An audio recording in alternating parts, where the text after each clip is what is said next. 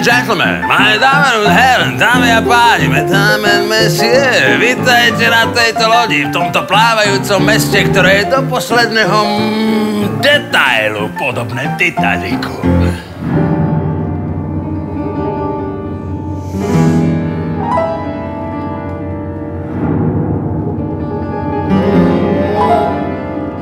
A 1900 hral, ani na chvíľu neprestal a bolo jasné, že on nehrá iba tak, on ho riadi, ten klavír, chápete? Klávesmi, notami, neviem čím, bolo to absurdné, ale bolo to naozaj tak.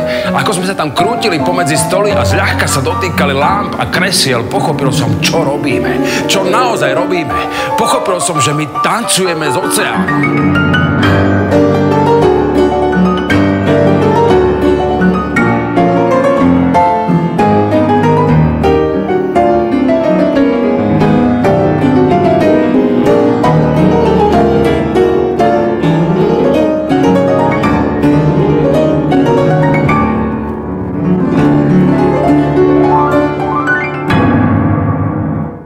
Raz som sa ho opýtal, na čo to do čerta myslí, keď hrá. A kam sa pozerá s pohľadom upretým pred seba a vôbec, kde vlastne v duchu je, keď jeho ruky behajú po klávesách. Viete, čo mi povedal? Dnes som bol v nádhernej krajine.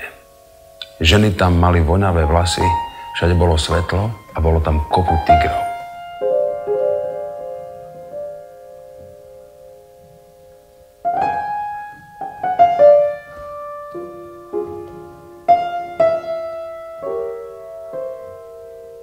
On cestoval. A vždy sa ocitol na úplne inom mieste.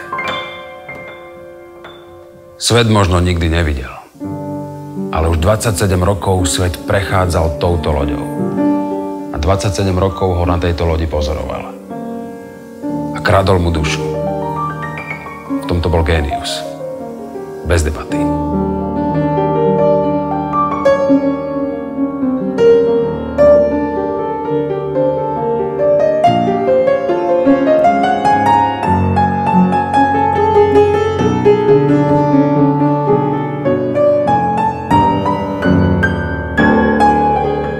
Preboha, nemôžeš sa celý život plaviť hore-dolu ako nejaký idiot. Ty nie si idiot, ty si veľký. A svet je tam, stačí zísť po tých hlúpych schodíkoch. Čo to je?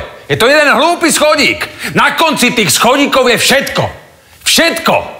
1900, prečo sa na to nevykašleš a nevystúpiš aspoň raz? Aspoň jediný raz. Prečo? Prečo nevystúpiš? 1900, prečo nevystúpiš?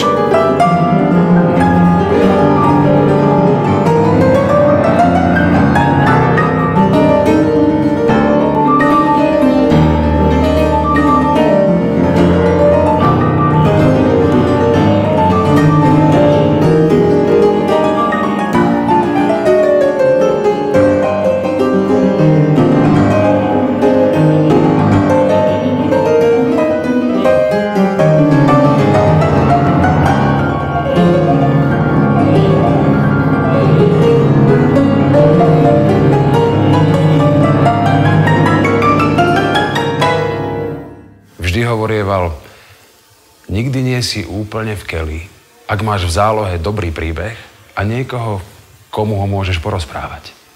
Tešíme sa na vás. Alessandro Baricco, Novecento, legenda o pianistovi. Na lodi, v divadle v Podpalubí.